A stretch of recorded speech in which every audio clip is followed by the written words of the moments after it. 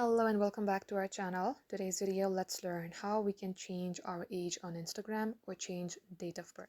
So first of all, launch your application, get logged into your account. We will have to access a settings for that.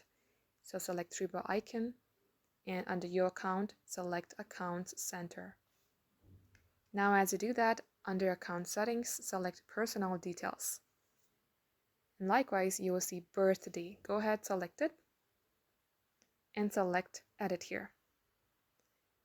And it'll give you two options. Go ahead, do so.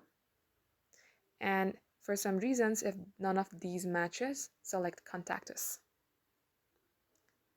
And likewise, you're gonna have to simply follow the on-screen prompt like request to change your birthday. Select yes. You read all these. It says according to the current birthday on your Instagram account, are you under 18 years old? If it's correct, go ahead, select yes or no, according to your preferences, according to the truth, and then select send. Just like so guys, this is how you do it. Thank you for watching.